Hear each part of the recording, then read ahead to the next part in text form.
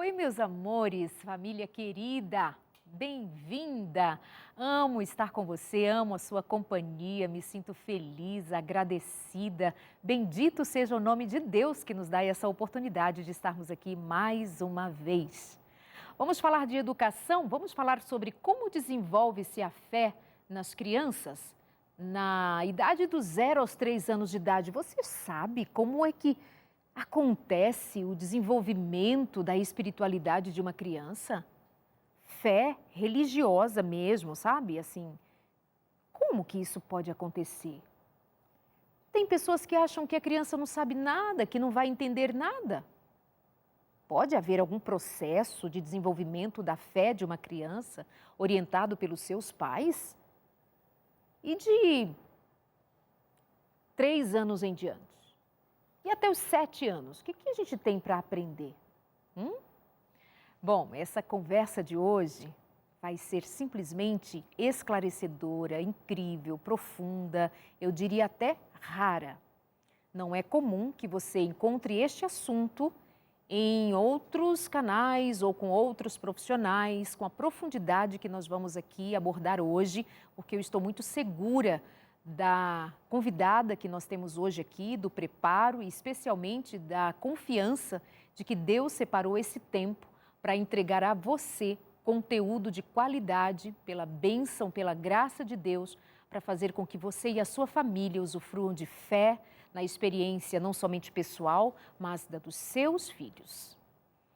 Então vem para cá, pode mandar as suas perguntas, eu espero muito a sua interação durante todo o programa.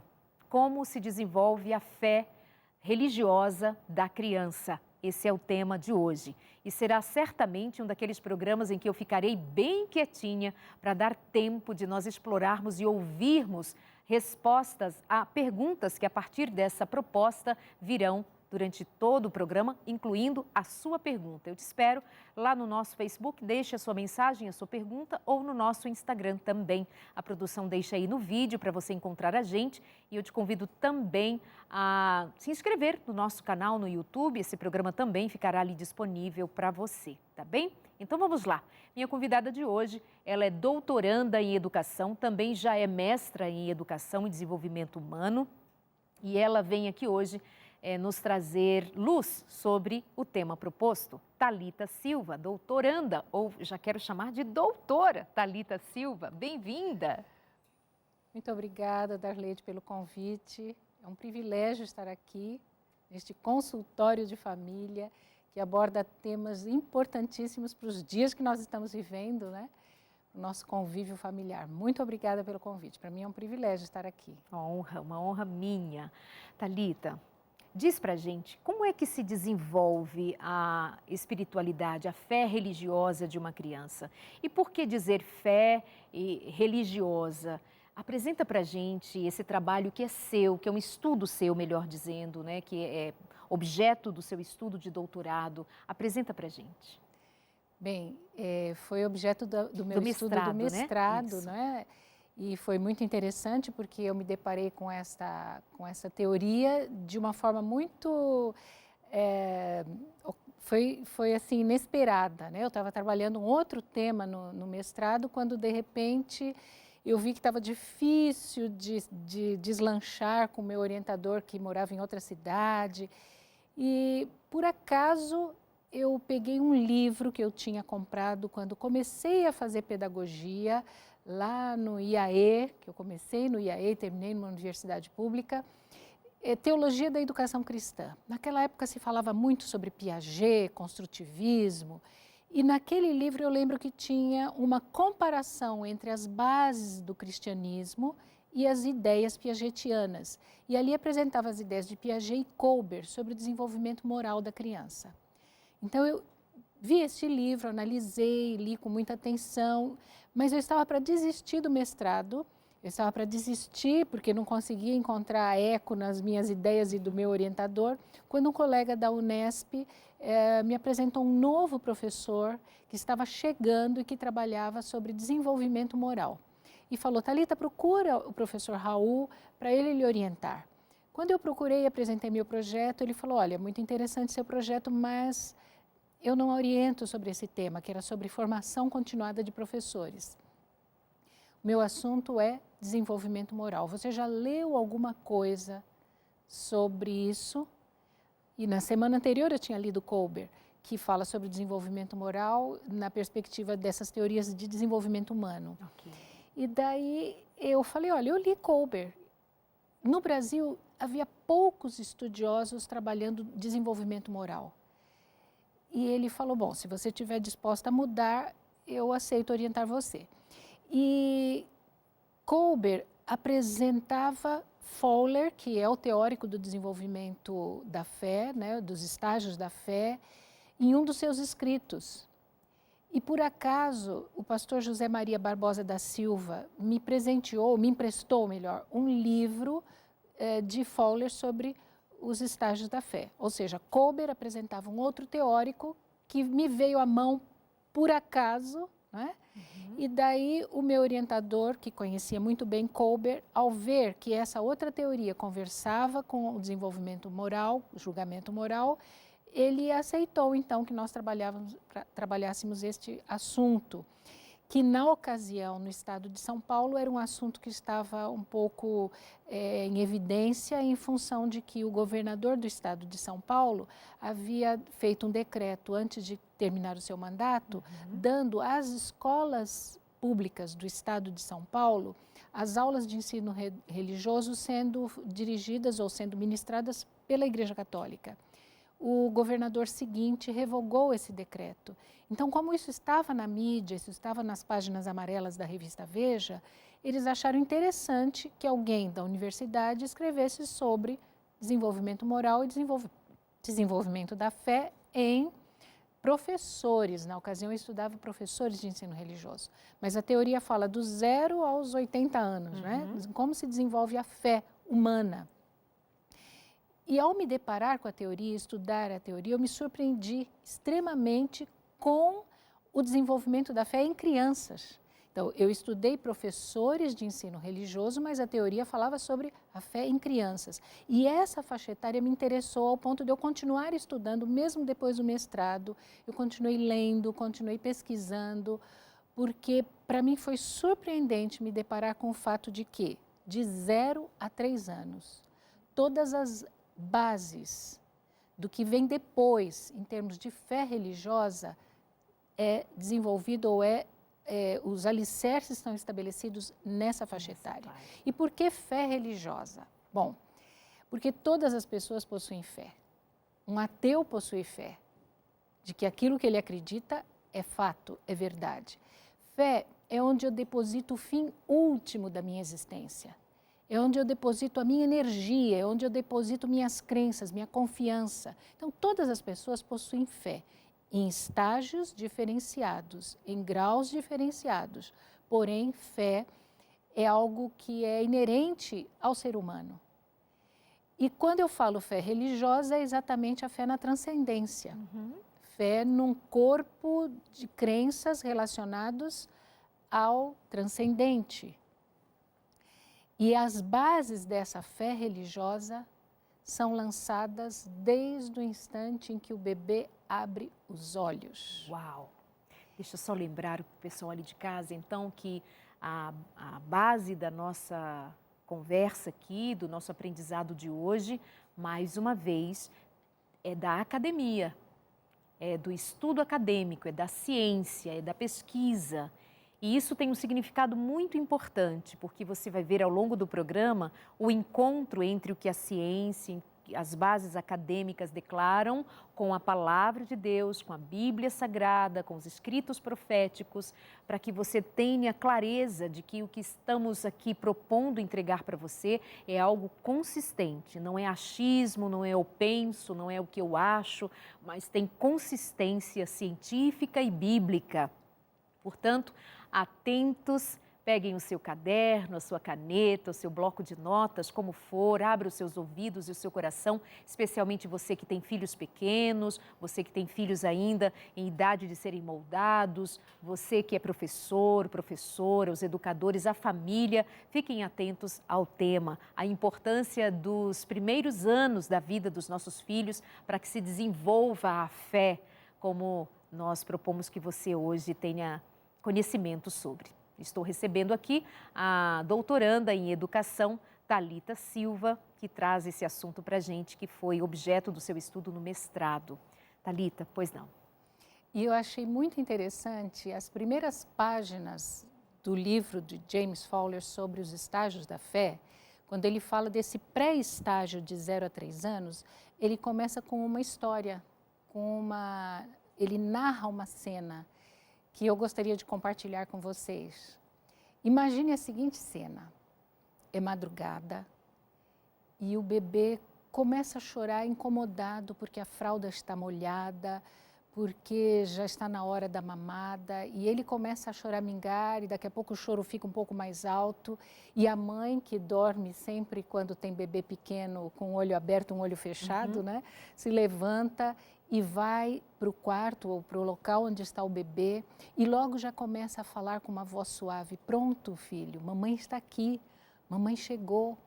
E a mãe já percebe se a fralda está molhada, já percebe se é a hora da mamada e começa a falar suavemente no ouvido do bebê: pronto, mamãe está aqui, mamãe já vai trocar a fralda.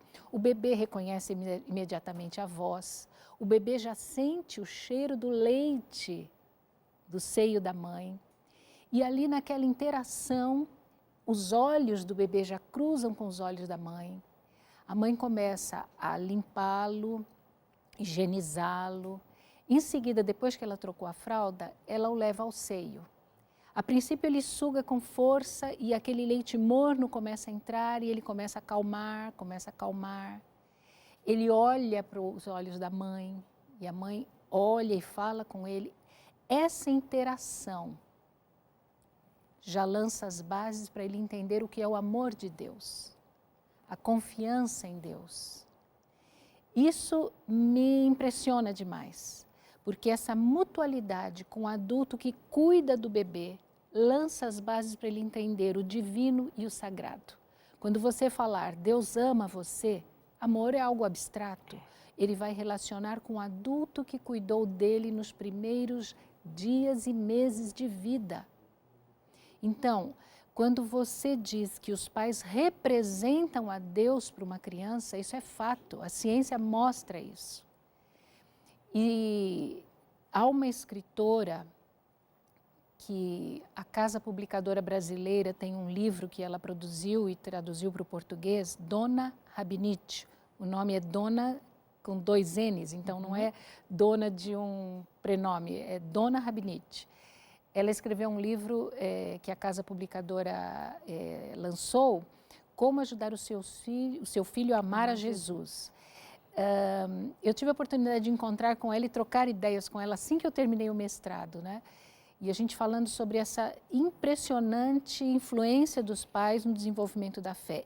Ela coloca 3 construtos como sendo os pais que incutem na criança e que isso é transferido para a figura de Deus, que é o amor, a obediência e a confiança. Fowler fala do amor e da obediência. Então, quando eu estou tratando com meu bebê, higienizando, alimentando, ali as bases para ele entender o amor de Deus e desenvolver confiança em Deus são lançadas. Então, Fowler diz assim: os adultos que cuidam do bebê nos primeiros meses de vida representam a figura divina. E isso me assusta, Darleide, porque quando uma mãe coloca um bebê na creche com 4 meses, assim que termina a licença maternidade, ela coloca numa creche, eu me pergunto, será que a cuidadora da creche consegue amar esse bebê e representar o amor divino para esse bebê? Será que o cuidado de uma cuidadora que cuida de tantas outras crianças é com a mesma intimidade de uma mãe e de um filho?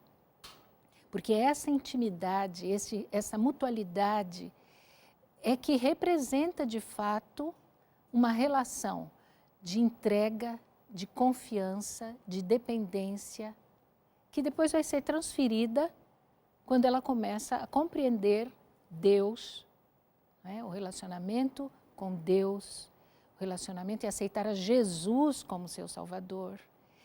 E ao estudar essa teoria, mais do que nunca, e durante o mestrado, eu fui estudar os livros da educadora cristã Ellen White. Por quê? Porque eu queria realmente fazer uma comparação.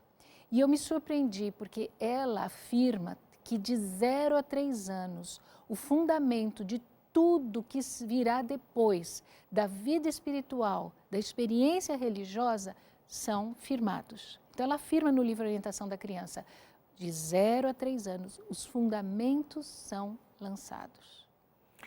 Queridos, por favor, anotem aí uma sugestão de leitura para os pais e educadores. Educação da Criança, da escritora Ellen White, você encontra no site da Casa Publicadora Brasileira. Ler este livro pode fazer total diferença.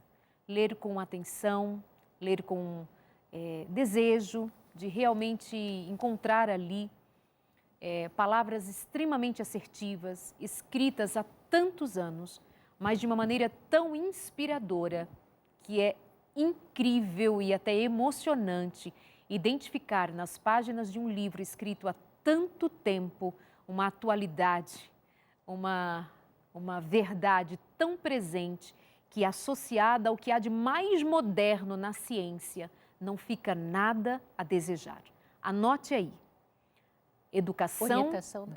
Orientação da criança, perdão, que temos o educação também, né? Orientação da criança, você encontra no site da Casa Publicadora Brasileira, ou você pode simplesmente procurar o aplicativo de Ellen White, um aplicativo que você baixa gratuitamente e tem acesso a todo o material também gratuitamente, tá bem? Fica a dica para você.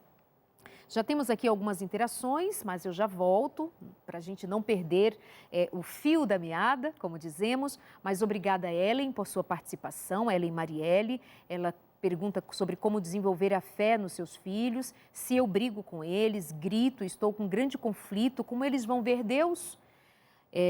O André diz o que dizer das crianças que estão sendo colocadas para atuar nas igrejas. Bom, André, deve ser uma bênção, não é? Nair, Darleide, como seria bom os pais implementarem o ensinamento da palavra de Deus com os filhos, a começar dentro dos lares?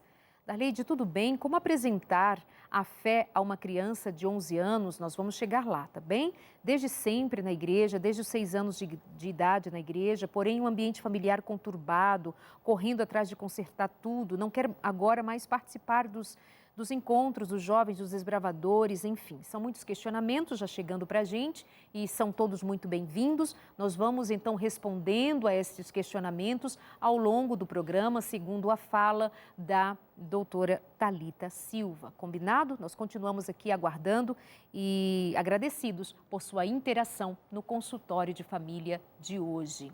Thalita. E eu vejo que nós temos uma falsa ideia de que os bebês são pequenos demais para entender ou para aprender.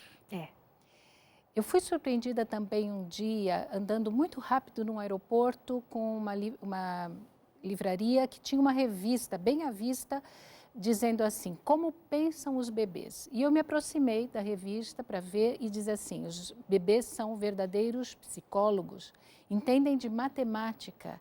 E ali dizia, discerne entre o certo e o errado, entre o bem e o mal. Bebês? Bebês. E eu me surpreendi e fiz questão de procurar depois, quando cheguei em casa, para comprar a revista, comprei a revista e fui olhar com mais atenção os estudos.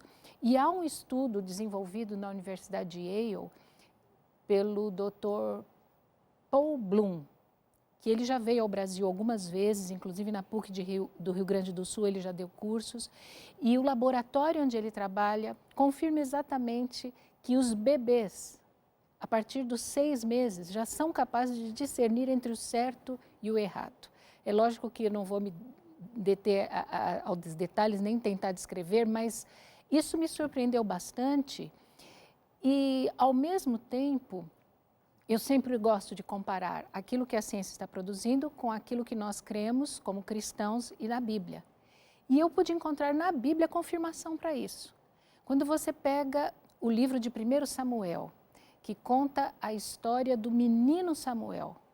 Samuel, se nós olharmos, há dois versículos do capítulo 2, um encostadinho no outro. O 25 diz que Deus queria destruir, matar os filhos de Eli.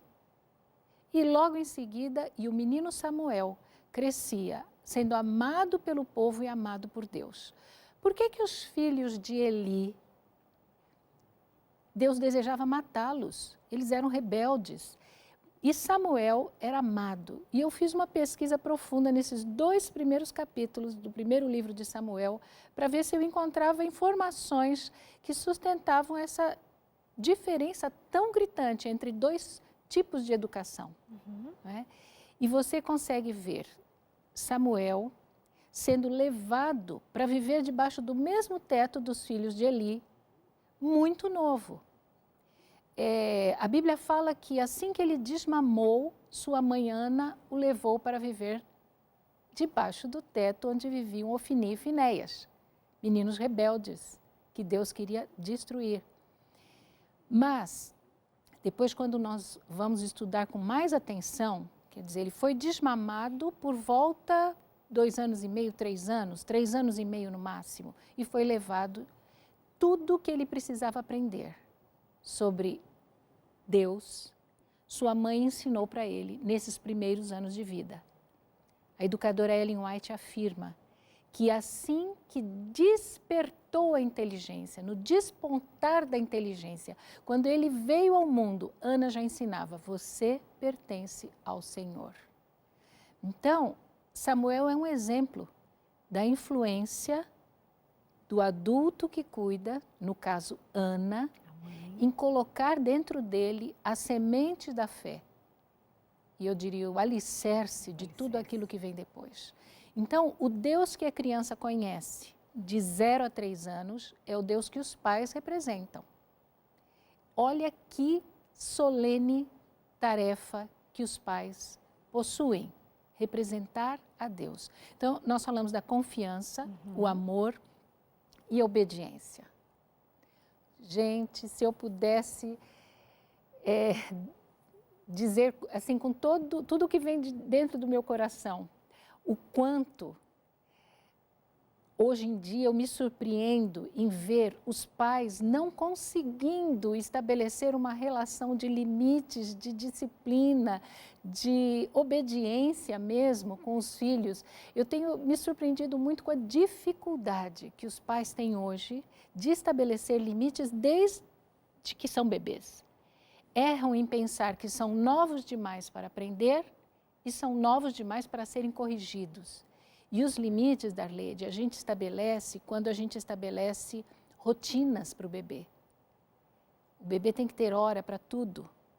Quando eu sigo como mãe as regras, o meu filho também aprende regras. Agora, como mãe, se eu não tenho uma hora certa para dar banho, uma hora certa para alimentar, se cada dia num horário, cada dia, eu sou indisciplinada, eu já estou ensinando indisciplina. Então, isso depois se transfere para Deus. E essa disciplina, né, Thalita, ela não é separada do amor e da confiança, porque há também que se considerar que há pessoas que até implementam disciplina, mas é de uma forma tão dura, é de uma forma tão fria, é de uma forma tão carrasca, que justamente produz o efeito contrário, né? Repele, não aproxima. Então, tenhamos o cuidado de entender, primeiro, a quem nós estamos querendo representar, ou dentro do dever, do chamado e da responsabilidade, do prazer também de representar Deus. Lembre-se que nós estamos falando do desenvolvimento da fé religiosa dos nossos filhos. O que a ciência diz e como nós temos isso pautado na palavra de Deus. Mas pais, nós temos N exemplos de pais que implementaram rigidez, uma disciplina militar e desprovida de afeto, de presença, de amor, de respeito ao indivíduo, que é pequenininho, mas é um indivíduo digno de todo respeito. Só para fazer essa menção, para que a gente não resvale para a tirania da educação. Não é essa a proposta, jamais, né, Thalita? Exatamente. E a gente vê no dia a dia, né? Quantas vezes a gente vai no supermercado e vê uma criança se jogando no chão porque a mãe não comprou aquilo que ela pediu para ser comprado. Quantas vezes a gente vê, esses dias viajando de avião, eu também presenciei uma cena, ao meu lado tinha uma menina que fez um escândalo, ela tinha 2 anos e meio, eu fiz questão de perguntar da mãe.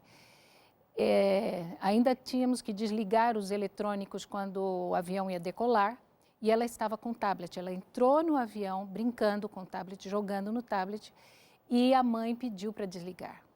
Ela fez um escândalo tão grande, que aeromoças, todos vinham para acalmá-la e ela não acalmava. Foi uma cena assim, a mãe ficou muito constrangida. Imagina. E eu fiquei pensando, e eu perguntei depois porque ela não parou de chorar. Em momento algum ela parou de chorar. Ela só parou de chorar quando devolveram o tablet para que ela voltasse a jogar. Eu perguntei quantos anos ela tem. A mãe falou 2 anos e meio. Eu fiz o cálculo, né? Daqui a 1 ano e meio está na escola. Como é que a gente vai conseguir lidar com tudo isso? Então a gente vê com muita frequência a dificuldade que os pais têm de estabelecer alguns limites, né? De estabelecer a disciplina e a obediência. E por que que isso é importante e está relacionado também com o desenvolvimento da fé? Quando uma mãe diz não, e a gente deveria evitar ao máximo dizer não, não gastar o não, e a criança insiste, consegue fazer com que aquele não se transforme em sim ou talvez, daqui a algum tempo, quando você for explicar para ela, não furtarás, não matarás, não, os não de Deus, a mesma flexibilidade que os pais deram para o não, aqui ele vai transferir para cá. Esse não é bem não, é mais ou menos. Não, Deus quer minha felicidade, Ele não quer que eu... Então, é muito importante nós entendermos, por isso que quando eu falo sobre esse assunto, eu digo para os pais, procurem não falarem o não tão facilmente. Se você quer dar um comando, dê um comando afirmativo. Então, imagina a cena de uma criança que está na cadeirinha dela, enquanto a mãe está na pia, lavando verdura para o almoço, está correndo porque tem que levar o filho mais velho para a escola, e a menina de 1 ano e 8 meses está na cadeirinha, brincando com uma colherzinha, com um pratinho de plástico, batendo a colherzinha, daqui a pouco ela joga no chão. E começa a choramingar para a mãe pegar aquela colherzinha de volta para ela. Isso, aparentemente, é um jogo, é uma brincadeira para a criança. Só que a mãe da pia está correndo, pega a colher, lava e devolve e fala, não jogue mais no chão. Se você jogar, eu não vou devolver. E a criança ali põe na boca, brinca um pouquinho, daqui a pouco ela joga. E a mãe que está apurada, a menina começa a chorar mais alto, a mãe não quer ouvir o choro, vai lá, pega a colher, lava, devolve e diz para ela, não jogue, não jogue. O não está sendo repetido e ela está dizendo que não vai devolver, não vou. Mas olha devolve. Quantas vezes ela diz o não e devolve. Essa criança que está aparentemente brincando, vai se acostumando com aquele não que se torna insiste um pouquinho o que eu faço. Eu sempre sugiro para os pais que afirme, segure a colher. Fique com a colher. Para eu não ficar dizendo, não jogue. Eu dou comandos positivos, afirmativos, para que a criança não se acostume que o não vou jogar, não jogue, não vou devolver, não vou dar. O não passa a não ter. Então, nesse mesmo contexto de Samuel e dos filhos de Eli, Ellen White afirma que o não obedecer o pai dos filhos de Eli foi transferido para não obedecer a Deus. A criança que não obedece os pais tem dificuldade de obedecer a Deus. Então, é nessa fase que a gente põe esses alicerces do desenvolvimento da fé e do relacionamento, da religiosidade e do relacionamento com Deus. Uau, excelente! Nós vamos para o nosso intervalo e já voltamos. Não saia daí, porque esse assunto é de extremo interesse, especialmente dos que estão dedicados ao cuidado dos seus filhos e da implementação da fé em Deus. Nós voltamos daqui a pouquinho. Até já!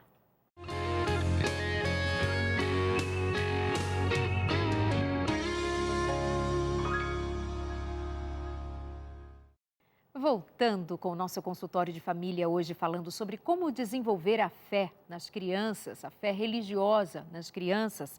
E muitas perguntas chegando para a gente. E eu vou mais uma vez lembrar a você que nós temos interesse total de que você aprofunde os seus conhecimentos, se dedique, saber mais sobre como educar, como melhorar as suas relações familiares. Para isto, nós te oferecemos sempre um material para que você tenha em casa mais materiais de pesquisa, de estudo, de interação com a sua família. Eu te convido a se matricular numa das maiores escolas de aprendizado na área de espiritualidade e educação, que é a escola aqui da sua Novo Tempo. São milhares e milhares de alunos todos os dias beneficiados pelos recursos materiais que nós oferecemos, enviando para você aí na sua casa. Você pode pedir a revista Entre Família, que eu estou te oferecendo hoje, pelo nosso telefone 0 operadora 12 0 mais o número da operadora que você usa. O nosso DDD é o 12, telefone 21 27 31 21. Ou mande uma mensagem para o nosso WhatsApp 0 operadora 12 21 12, é o nosso DDD, número 982444449. Você me manda uma mensagem agora, salva esse número aí nos seus contatos, vai no seu aplicativo de WhatsApp, me manda uma mensagem dizendo: Darleide, manda para mim a revista Entre Família e nós vamos enviar para você com muito carinho e apoio dos Anjos da Esperança. Combinado assim? Vamos dar atenção então aqui a algumas perguntas que chegaram, apresentando mais uma vez, reapresentando para quem já está com a gente desde o comecinho do programa. Minha convidada de hoje é mestra e doutoranda em educação, professora Thalita Silva. Vamos a algumas perguntas que estão chegando agora. Sempre deixei ao meu filho, Thalita, e orava justamente... Dei exemplo ao meu filho e orava justamente por eles. Eu tinha um problema de enxaqueca muito grande. Uma vez estava em crise de enxaqueca, minha filha de 5 anos pediu o Papai do Céu para me curar e fiquei curada há 22 anos. Que lindo! Eu comecei a ler achando que era uma pergunta, é um testemunho lindo. 5 aninhos, a criança confia, né? Quando ela confia mesmo. A Josinete diz: como fazer com que os adolescentes sintam mais interesse pelas atividades religiosas? Ainda vamos chegar nos adolescentes, né, Thalita? Vamos aos poucos. Estamos hoje falando sobre a infância. Olá, diz a Paloma, como apresentar a fé a uma criança de 11 anos, desde sempre na igreja, desde os 6 anos, porém um ambiente familiar conturbado, correndo atrás de consertar tudo, agora não quer mais participar dos desbravadores. Nós havíamos lido essa mensagem anteriormente. Então tem muitos pais que estão aqui esperando ajuda de como entender esse desafio da educação religiosa dos filhos, mas eu venho aqui com você, Thalita, especialmente te perguntar a respeito de muitos pais que fazem a pergunta que é assim fundamental para a angústia deles, né? Mas, doutor, eu fiz tudo isso. Você está falando a respeito do desenvolvimento da fé de uma criança pequenininha. Eu procurei fazer o meu melhor, estar presente, desenvolver a obediência, o cuidado, a confiança, com os meus cuidados presencialmente. Mas hoje eles não têm essa confiança ou essa obediência em Deus. Como é que você responde a perguntas assim, Thalita? Bom, isso normalmente eu deixo para falar no final, quando está terminando as fases, né?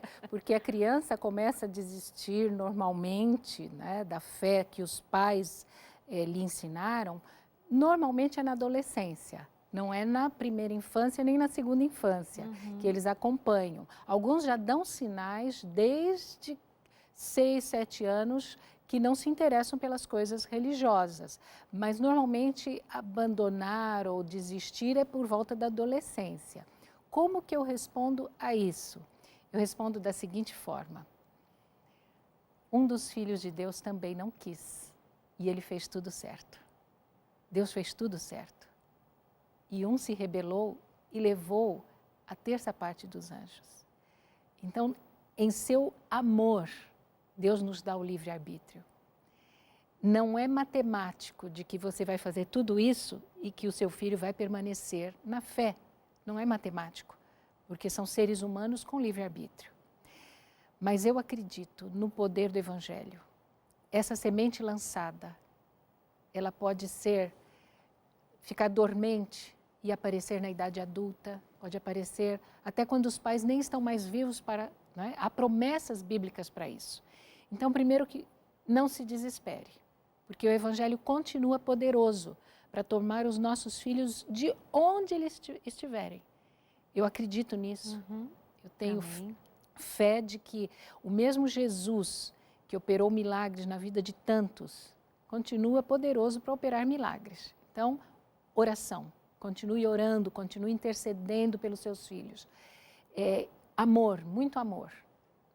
Amor, oração são os ingredientes fundamentais para tocar nas cordas do coração, e o Espírito Santo continua atuando. Então, eu sempre digo para os pais, se a gente diz assim, bom, em que eu errei?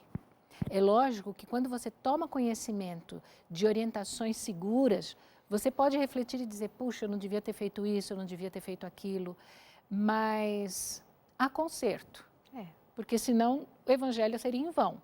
Há conserto, há como consertar em qualquer fase da vida. Então, não se desesperem, há conserto. Porque nós estamos falando de fé, nós estamos falando de religião, então a fé se desenvolve. Assim como ela estaciona, ela também pode se desenvolver. Eu vou falar daqui a pouquinho como desenvolver a fé, como mudar de estágio, tá? Porque agora nós estamos entrando no primeiro estágio. Eu falei de 0 a 3 anos, que é o pré-estágio e que é fundamental para tudo que vem na frente. Mas existem os outros estágios ideais, né, que a gente gostaria que a criança de 4 a 6 anos tivesse um grau de vivência, de religiosidade, que é possível, que muitas vezes nós ignoramos que é possível. Então, eu posso já avançar para os 4 aos 6 anos. Bom, só pontuando assim, olha, pensa numa casa, quando os alicerces são bem colocados, a durabilidade dessa casa, a permanência dessa casa em pé é muito mais significativa, é muito mais provável. Portanto, o que nós estamos propondo, segundo o que nós temos de teórico e científico e abordagens testadas, num ambiente que a gente pode comparar com a palavra de Deus, encontrar segurança de que esta proposta, ela é tijolinho sobre tijolinho colocada no seu devido lugar, para evitar que nós precisemos fazer grandes reparos depois, para evitar que nós precisemos recomeçar, derrubar esta casa e recomeçar do zero. Não é possível fazer assim com uma vida. Os alicerces estão postos, agora, porém, se aplica a ideia de que é possível promover reparos, promovendo o reencontro com a fé, mas tendo a confiança de que se os alicerces são bons, a gente consegue fazer algo sobre isto com muito maior facilidade. Então, equívocos, erros, eu não fiz curso para ser mãe, você possivelmente não fez curso para ser mãe, para ser pai, nós fomos educando, portanto, não dá para dizer que eu acertei tudo, que você acertou, mas também não dá para dizer que nós erramos completamente. E sobra para nós a misericórdia de Deus. Então, acalme o seu coração. Tenha em mente que o que estamos entregando aqui é muito especial, mas confie, sobretudo, na graça e misericórdia do Senhor. Uma coisa é o que é o ideal, outra coisa é aquilo que a realidade se impõe e a confiança que nós temos em Deus é muito maior. Que Deus abençoe você, mas acalme o seu coração em Deus, tá bom? Thalita, por favor. Nessa primeira fase, então, a figura dos pais é fundamental. Na segunda fase, que é o primeiro estágio, de 4 a 6 anos, continua sendo fundamental a figura dos pais e toda a experiência vivida no ambiente da casa. As crianças são como esponjas que absorvem tudo que os adultos fazem. Elas são imitativas. Então, tem 2 características fundamentais de 4 a 6 anos. A imitação, elas imitam os adultos e elas têm a imaginação desenvolvida. Então, elas começam a fantasiar. Eu preciso ensinar para a criança nessa fase a orar por coisas concretas. elas ainda não abstraem. Então, quando eu ensino oração para a criança, desde o bebê eu já posso ensiná-lo a orar. Orar quando vou dar a papinha, quando vou dar a fruta raspadinha, eu já ensino a orar. E de 4 a 6 anos, a gente ensina a orar por coisas concretas. Por exemplo, ele pode orar para que o cachorrinho que está doente seja curado. A mãe que estava doente aqui no caso. A mãe que estava doente seja curada por problemas concretos e reais. E por coisas também. Então, ensinar a orar é fundamental. Outra coisa que a gente tem que cuidar bastante, o ensino das histórias bíblicas. A criança nessa faixa etária, ela tem a imaginação fértil. Elas aprendem muito rapidamente as histórias, aprendem muito rapidamente as canções. Então, é bom ensiná-las canções que elas possam cantarolar ao longo da semana, ao longo das atividades, e que sejam, de preferência, hinos para louvar a Deus, né? Porque assim como elas aprendem hinos para louvar a Deus, elas também aprendem com muita facilidade qualquer outra coisa. Então, privilegiar em casa ter músicas sacras, hinos de louvor a Deus. Ao contar histórias de forma curta, porque a atenção da criança é de 1 minuto para cada ano de vida.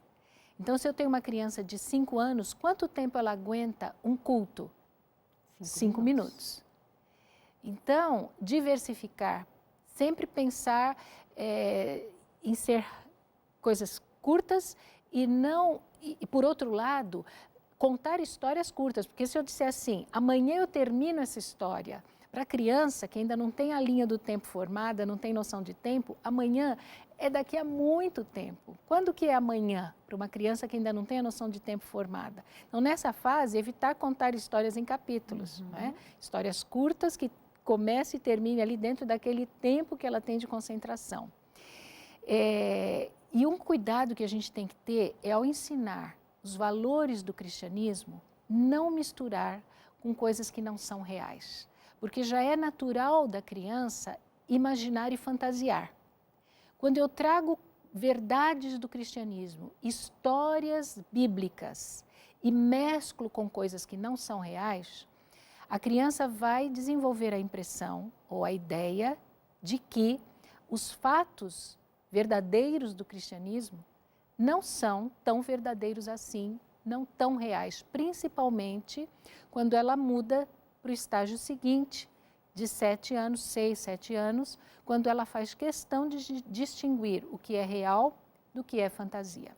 Por exemplo, Thalita, você pode dar um exemplo de como seria? Seriam aqueles momentos em que a gente conta uma história bíblica usando de elementos como, por exemplo, animais que falam, alguma coisa assim? Explica pra gente. Exatamente. Eu até contei no dia da vigília lá no NASP Hortolândia, esse fato que eu presenciei de uma querida irmã da igreja contando a história do dilúvio, onde a tartaruga, ela levou uma tartaruga viva para mostrar para as crianças e ela falava que a tartaruga perguntou para a lebre onde que a lebre estava indo correndo.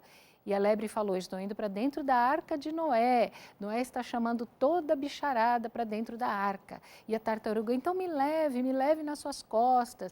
Não, eu não posso, eu estou com muita pressa. Então, esse tipo de correlação entre uma história verdadeira, bíblica, com coisas que não são verdadeiras. Então, para uma criança de 4, 5 anos, de fato a tartaruga fala com a lebre.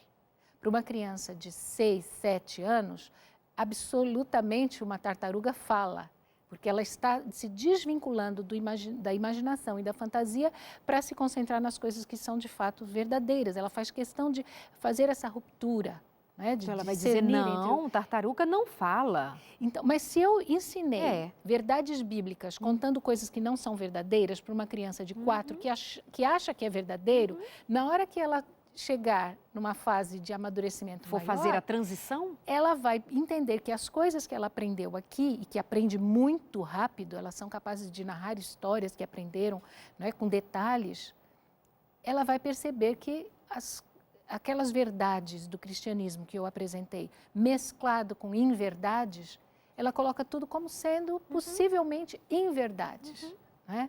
Então, esse cuidado nós temos que ter. Quando eu quero ensinar eu não estou falando de simbolismos. A Bíblia é repleta de simbolismos. Então, uma coisa é usar de simbolismos, outra coisa é de misturar com coisas que não são verdadeiras. Então, quando eu pego, por exemplo, eu já vi esses exemplos, eu pego talheres para representar os discípulos de Jesus. Isso é um simbolismo, isso não é errado. Eu estou contando uma história verdadeira usando representações simbólicas. Agora, quando eu coloco animismo, vida em coisas que não têm vida, para ensinar verdades absolutas, para ensinar valores morais, para ensinar virtudes do cristianismo, eu posso estar enfraquecendo essas verdades quando a criança cresce um pouquinho e percebe que aquilo lá não é verdade. Então, esses cuidados a gente tem que ter nessa faixa etária de 4 a 6 anos, porque naturalmente eles fantasiam. Então, eu não posso dar insumo para essa fantasia, eu não posso dar mais alimento para essa fantasia, tratando as coisas espirituais nesse mesmo campo. Então, esse é um cuidado que a gente tem que ter. E os pais continuam sendo heróis, continuam sendo o locus de autoridade até os 5, 6 anos. Por isso que eu tenho que ter aquilo que eu faço e aquilo que eu falo tem que ser absolutamente coerentes. O filho tem que ver no pai uma vida religiosa, o pai orando, o pai lendo a Bíblia, ele precisa ver isso. Isso alimenta. E o senso da presença de Deus nós temos que infundir nas crianças nessa idade. A percepção de que Deus está presente na nossa casa, na nossa vida. Esse senso se desenvolve desde essa faixa etária. E daí, quando chega na faixa etária seguinte, o locus de autoridade sai dos pais e vai para os adultos constituídos autoridade socialmente, que são que eles têm contato, os professores. Eles aprendem a ler, têm facilidade de memorizar. Então, nessa faixa etária, é muito importante que os pais escolham uma escola cujos valores e princípios da família sejam compartilhados com a escola. Por quê? Porque a criança agora vai ter como autoridade de valores, de princípios, a professora ou os professores com quem ela entra em contato. Ele pode ter ido à escola com 4 anos, com 5 anos, mas a figura da professora ainda não era o locus de autoridade, ainda era o pai. Então, a criança no jardim da infância, na pré-escola, ela chega para o coleguinha e fala assim: o meu pai é maior que o seu. O carro do meu pai é maior que o seu, porque o pai ainda não é a professora que é o locus de autoridade. Mas 6, 7 anos... é o contrário, a criança chega em casa dizendo: não, mãe, a professora falou que não é assim. Verdade. Então, no desenvolvimento da fé, é fundamental que não haja dissonância entre o que a família acredita e o que a escola professa e acredita. Por quê? Porque o locus de autoridade sai da família e passa para essa figura socialmente instituída de autoridade, que é a professora. Então, veja que luta que pode existir quando a gente coloca as crianças ao cuidado de professores que não têm os valores que a família possui, valores cristãos. Eles aprendem a ler e é muito importante que a família incentive que eles comecem a desenvolver a sua vida devocional, porque ele já sabe ler. Ele já não depende mais da mãe e do pai para contar histórias. Então, é nessa faixa etária de 7, 8 anos que os pais podem incentivar que ele desenvolva a sua própria vida devocional. Mas ele só vai fazer isso se ele tiver visto o pai e a mãe com esse hábito também. Então, eu acho que a formação do hábito, né, a visão do pai e da mãe desde os primeiros meses, como pessoas que têm uma vida religiosa ativa, né, têm uma prática devocional, garante que quando ele tiver condições de desenvolver a sua própria vida devocional, será desenvolvida. Essa autonomia já pode existir a partir dos 8 anos, mais ou menos, de ter a leitura da lição da escola sabatina, no caso para quem é adventista, não é? Ou a leitura da própria Bíblia. Existem várias versões de Bíblia com uma linguagem bem mais acessível para as crianças. Hoje no mercado está muito fácil, mas é importante que eles comecem a ler sozinhos e serem desafiados também a memorizar versos bíblicos. Uma criança que memoriza versos bíblicos nessa faixa etária vai gravar esses versos para o resto da vida e vai poder usá-los em situações em que ela possa aplicar as verdades bíblicas em contextos práticos, né? Você citou sobre a importância de levar a criança a ela mesma ler a Bíblia, né? Há um tempo em que nós, pais, nos dedicamos em fazermos o culto com a criança, né? Oramos em lugar dela, quando ela ainda não consegue orar, ou não tem vocabulário suficiente, ou por ser muito pequenininha. Nós lemos a Bíblia para ela, nós contamos a história para ela, então chega um momento em que é importante dar à criança esse aprendizado, né? Esse modo de se relacionar com a Bíblia a seu tempo, na sua linguagem. Isso é um elemento importante no desenvolvimento da fé da criança, né? Que ela vá tendo a sua experiência pessoal. Isso é muito necessário. Sabe, eu escutando aqui a professora Thalita, penso que se nós formos assim cuidadosos, conscienciosos com o nosso papel de pai, de mãe, nós iremos reconhecer que nós faltamos muitas vezes. Por que faltamos? Não por maldade, mas porque há a pressão do trabalho, às vezes pouco tempo, às vezes a família é uma família que sai do padrão, modelo papai e mamãe, os dois cristãos, tendo uma vida devocional. Tem famílias e famílias, mesmo que se digam e sejam religiosas ou cristãs. Mas, mais uma vez, considerar os conselhos divinos, considerar a palavra de Deus, considerar a revelação profética, considerar o que a ciência nos diz, é um caminho seguro. E que pode sim, claro, o pai e uma mãe lidar com um filho que abandone a fé. Mas não desprezemos os primeiros marcos da fé, o aprendizado da fé, por aquilo que começa a partir de pais, homens e mulheres de fé, tementes a Deus, que se dedicam a viver em Deus, algo muito especial, em comunicar para os seus filhos aquilo que têm aprendido diretamente do trono de Deus. Professora Thalita, pois não é que o programa está acabando? Será que a gente continua esse assunto na semana que vem? O que mais tem pela frente para a gente aprender? Bom, eu gostaria de poder esclarecer como que você sai de um estágio para o outro, como é que você amadurece, né? Quais os fatores que fazem com que você amadureça. Dá tempo só de eu fazer um destaque a respeito dos 7 aos 10 anos? 3 minutinhos. 3 minutinhos. Enquanto que de 4 a 5 anos elas são extremamente egocêntricas, de 7 aos 10 anos é quando elas começam a perceber o outro e sentem a necessidade de contar da sua experiência espiritual para os outros.